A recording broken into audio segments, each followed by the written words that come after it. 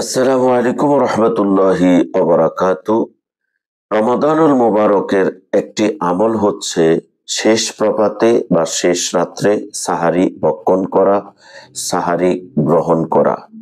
রাসূলুল্লাহ সাল্লাল্লাহু আলাইহি ওয়াসাল্লাম ইরশাদ করেছেন, ইহুদিরা সাহারি খায় না, তোমরা সাহারি খাও, খেয়ে রোজা রাখো।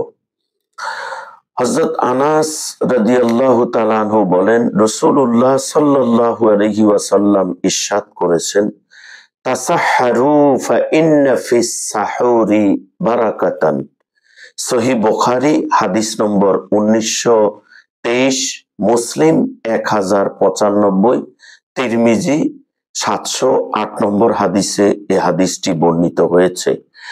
আনাস রাদিয়াল্লাহু আনহু বলেন, রাসূলুল্লাহ সাল্লাল্লাহু আলাইহি ওয়াসাল্লাম ইরশাদ করেছেন, তোমরা সাহারি খাও, আল্লাহ তাআলা সাহারির মধ্যে বারাকা দান করেছেন।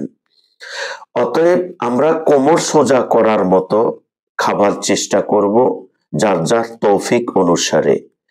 এবং সাহারির মধ্যে আরেকটি সুন্নাহ আছে। আমাদের সমাজে আমরা জানি যে শুধু ইফতারের সময়ে খুরমা খাওয়া সুন্নত না, তিরমিজি শরীফের হাদিসে এসেছে, রাসূলুল্লাহ সাল্লাল্লাহু আলাইহি ওয়াসাল্লাম ইরশাদ করেছেন, তোমরা সাহারির সময় খুরমা খাও, এটা আমি নবীর সুন্নাত। বিজ্ঞান প্রমাণ করেছে সারাদিন যেহেতু আমরা উপবাস থাকবো, শরীরে শক্তি সঞ্চয় করবার জন্য ক্যালোরি যুক্ত এই খুরমা আল্লাহ তাআলা আমাদের জন্য সুন্নত করেছেন।